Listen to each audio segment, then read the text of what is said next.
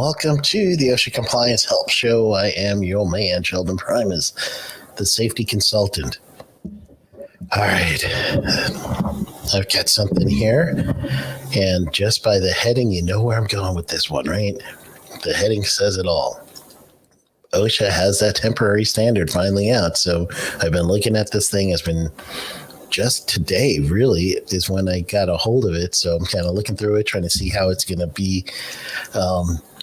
It seemed like they took a different track to this one. So I definitely am going to review this with you guys. I want to get more of an understanding on it myself. So I can't get too deep in diving into it, but I do want to make sure that I'm going to overview it enough for both of us, all of us, to just kind of get the gist. This is what today is. Today is going to be getting the gist.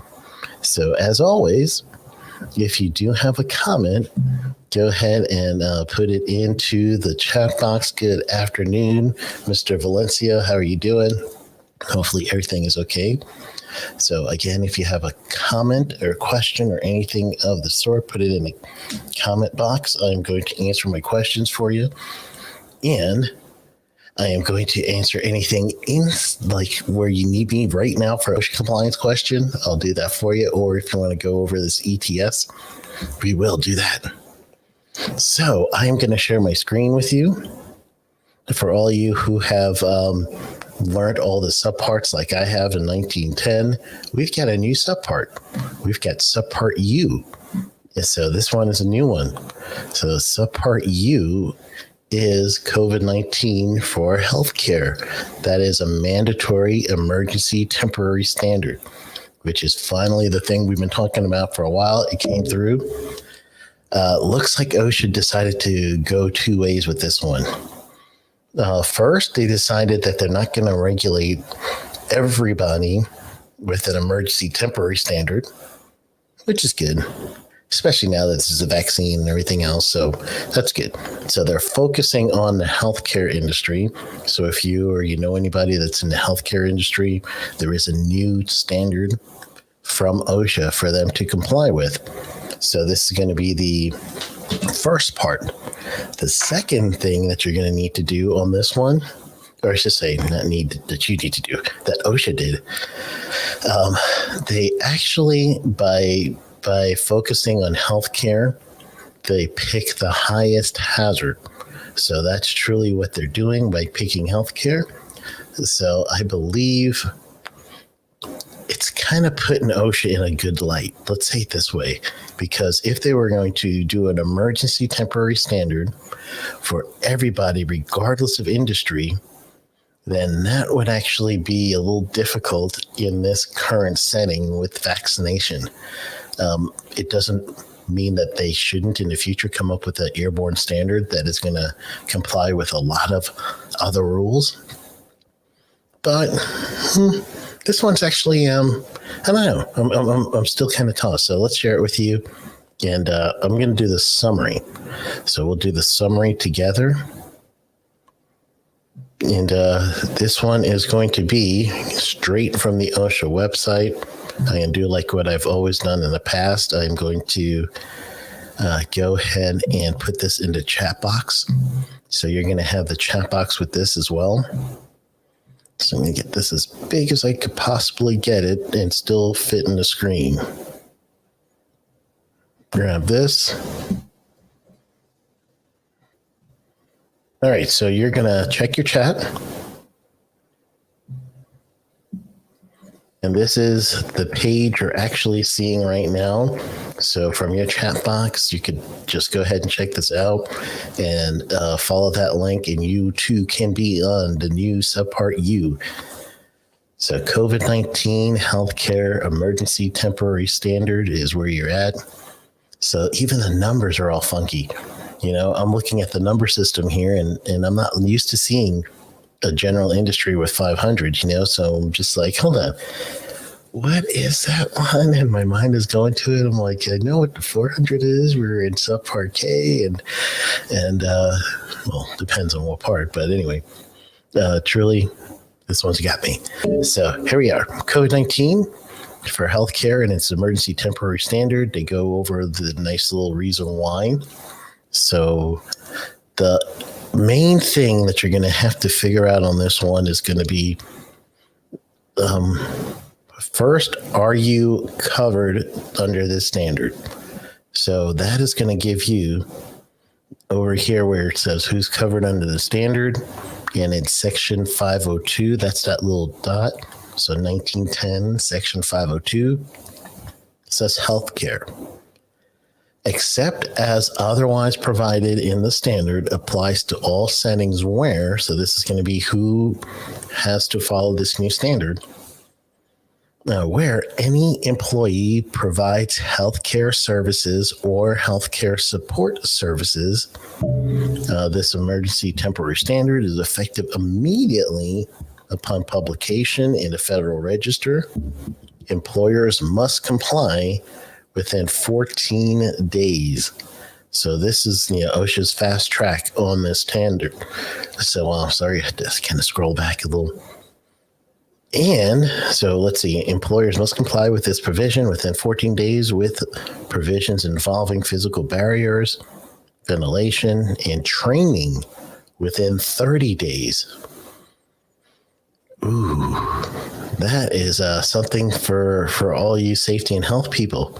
If you're in the healthcare industry, now you're going to be required to actually within 30 days do the COVID-19 training for your workers. So if you haven't come up with something like that yet, go to the OSHA website and you might be able to put together something similar to that. So that might help you.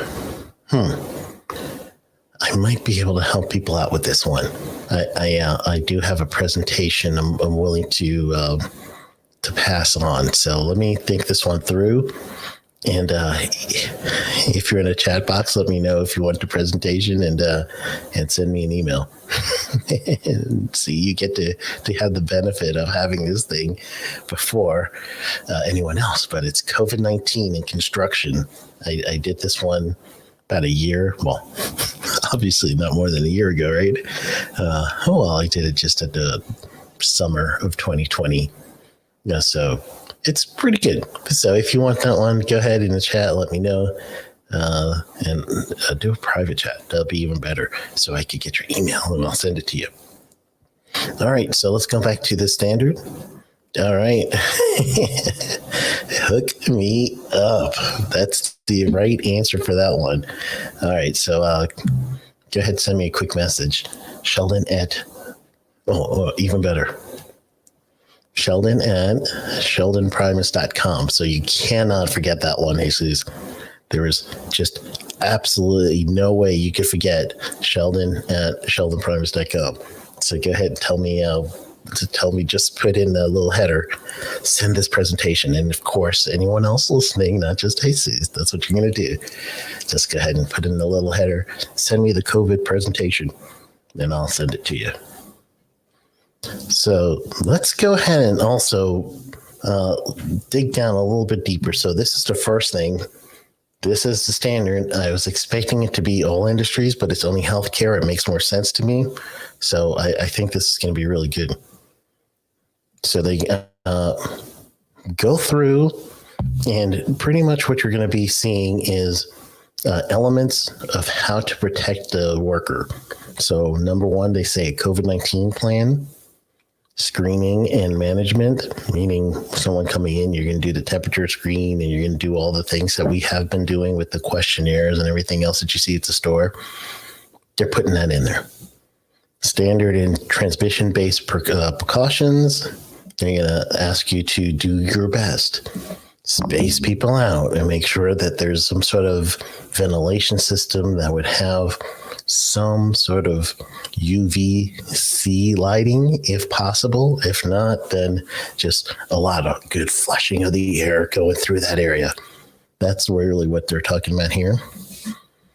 Vaccination, they mention a few times in this, and they say provide reasonable time and paid leave for vaccination and vaccine side effects, meaning they are now saying if it is work-related that you're getting your vaccine, and you're getting a side effect, meaning a day off, or you get something where you get a hospitalization, that now will not be a recordable event. They actually mentioned this earlier, but they're actually showing you a little bit here where they're saying that you're going to let the person get vaccinated and you're going to give them that time if they were going to have some sort of symptoms related to that. Another thing that you're saying, or that you're seeing here, is if employers with more than 10 employees provide medical removal protection benefits in accordance to this standard, then the person actually needs to be isolated or quarantined. So they are actually putting in quarantine wording in here now. And that is for precaution on transmission. Who's paying for this? Where's quarantine going to be? Is it going to be at this person's house? Is it going to be at a hotel? And it just really asks some more questions for me than I have. So again, I am just going to, just briefly, we're just going over this. If you are in healthcare, you really, really need to know this one, because this is going to be for you. Record keeping is still saying stuff about regular record keeping. So everything else, we really know difference. You have some health screening over here. The ventilation, they do mention something about the size of the microns of the filter. And then physical barriers disinfection. All right. So in this case, they're also talking about some cleaning too if someone is confirmed to have COVID. So it's reasonable. Just about everything that we're seeing here, it's what you could expect that any government should do for healthcare. So I don't mind having this temporary standard for healthcare. I was kind of not knowing if it was going to be the same thing for all industries, but okay, that makes some sense to me. So what they also did, and I'll have to show you to you guys when we come back, but they also updated the guidance for protecting workers is the name of it. And it's guidance for mitigating and preventing the spread of COVID-19 in the workplace. So that guidance was here already. So what they actually did is they updated that guidance, and they updated the guidance to include vaccinated and unvaccinated people. So the wording changed. So that is actually going to be pretty good. So we're going to have a quick word from the sponsor. When we come back, I'll go over this and I'll give you a nice little summary of this new thing. Have you heard of Safety Consultant TV? Well, I'm going to tell you about it. The Safety Consultant TV is a subscription-based video on demand service that will help you learn the business of being a safety consultant at the convenience of your own home. This is where you have video lessons in a playlist format, and you will also be able to download material that is going to help you with your safety consulting business today. You could sign up for it at safetyconsultant.tv and watch it on your iPhone, your iPad, Apple TV, Android TV, Roku, and Fire TV. So go right now to safetyconsultant.tv and sign up today. All right. Well, not only do you sign up today, put in code consultant. I did this code from the time that the commercial was produced, but the code consultant will actually give you a 30-day free trial. So you could go to safetyconsultant.tv, put in code consultant, and you could get a 30-day free trial, kick the tires, check everything out, and see how this could help your safety consulting business, or give you some better safety and health chops too, because we got stuff like that. And I do have the OSHA compliance help shows, the ones that we're on right now. They're at safetyconsultant.tv, so you'll be able to check that out there too. All right, so let's go ahead and talk about what this other thing that happened, which is going to be they updated the guidance. So let's take a quick look. I'm going to show you guys this updated guidance for COVID-19. So truly, OSHA has been sitting on this one for a while. It's here, which is good. So we're not going to hear much more about a temporary standard. But You do still need to make sure that you're going to follow the guidance here to keep yourself out of harm's way. I should say citations way, because they are aggressively citing COVID-19 things right now. All right, so first is the executive summary, and then generally it's telling you the risk side. So this is a mandatory standard, like we read before. It's in effect. So who are at risk? So here is the actual paragraph that they're going to use for the term at-risk workers. This person has some conditions such as prior transplants, as well as prolonged use of cortisone steroids, whatever that is, corticosteroid. Anybody help me out with this spelling? It's right here. I don't know how to spell that word or say that word. So however we say that, that's it.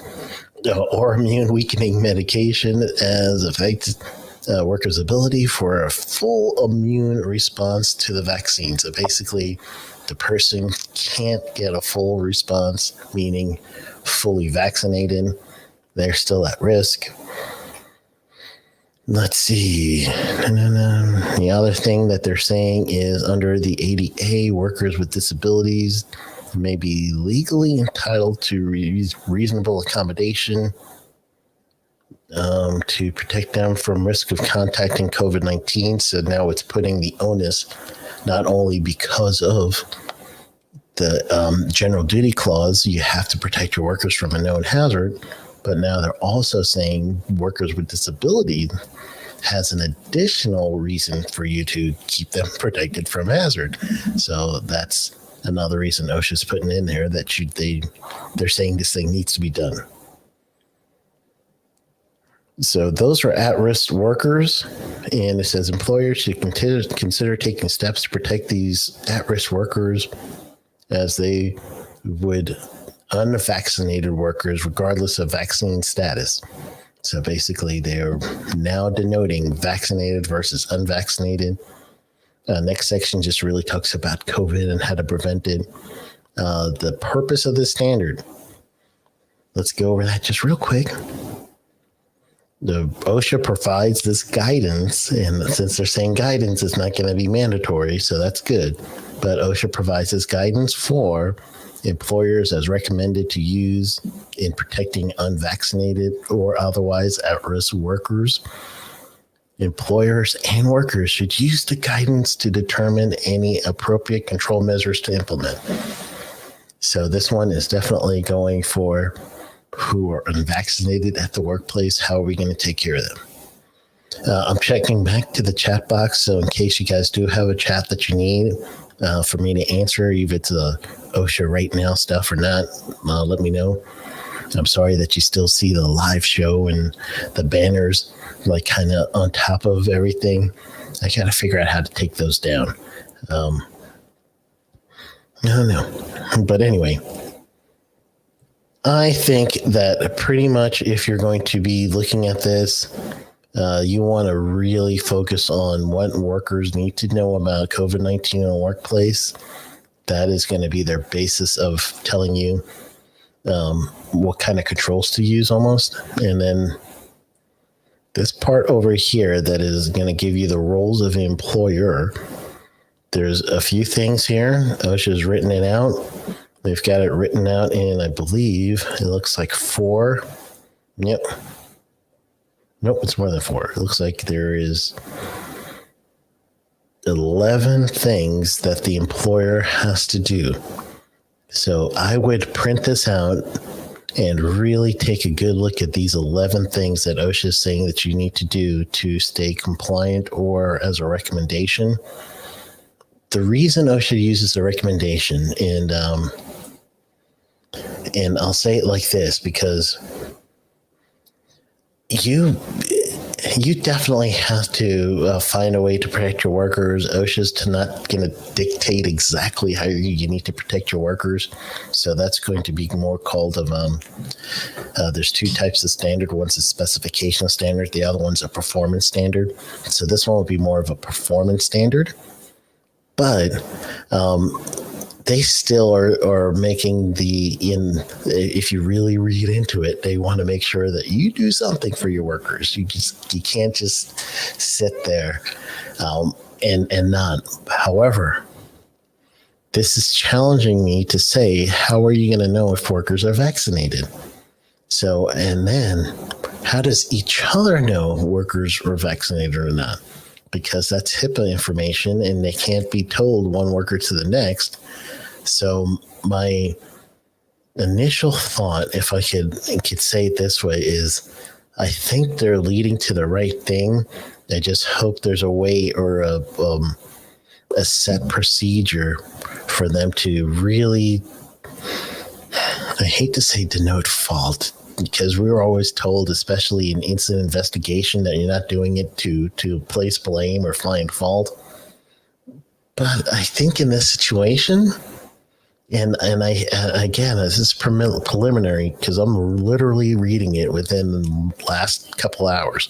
So my raw thought on this one for the way OSHA's going about this is I honestly believe that they're trying to do their best for the knowledge they currently have. That's why they keep adding the CDC wording in there. But I also think that they are taking a step that says you must at least do the minimum as an employer to protect your workers from any known hazard, COVID-19, the disease. So therefore, they're extending that general duty clause information a little there. So that's my feeling on this one. But I think it's the right thing. It's just, how are they going to, there's a lot of information that I'm still missing. So I'm going to really dig in, hopefully by next week, that we're going to really get some good information. I think I'm about good with my test. I was testing the time and the day to do this thing. So I'm thinking Wednesday at 6 might be my time. And then I'll reserve Thursdays at 6 if I run up against some sort of issue, especially if I'm teaching in a different time zone or something. So I might do that. So what I'll do for now, and as far as like promotion purposes, if you will, you're going to see OSHA Compliance Health Show Wednesday at 6. All right. So thank you guys for hanging out with me on Thursday and not Wednesday. But I was kind of excited about this one.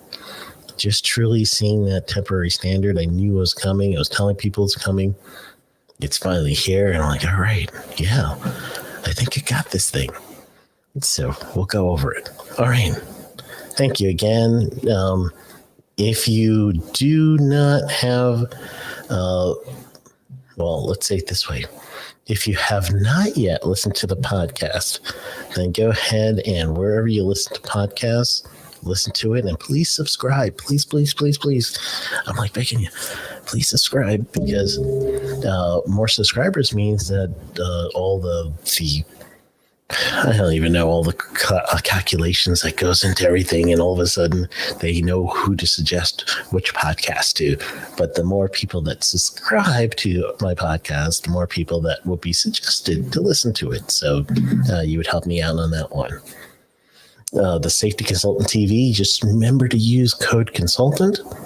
And then I do have a Revealing the Secrets to OSHA, a one-day live event. Just go to shellandprimus.com/events. And once you get there, then go ahead and register for the general tickets or the general plus. And we'll do one full day of Zoom. And we'll just, not full day, I shouldn't say that. Good for 4 to 6 hours, I believe. So, good deal. Thank you guys for hanging out with me. We did this. We got the emergency temporary standard and figured out something. So that's a good thing. All right, so I will see you guys probably next Wednesday is the day that I'm looking at as of now. So enjoy the rest of your week. Go get them.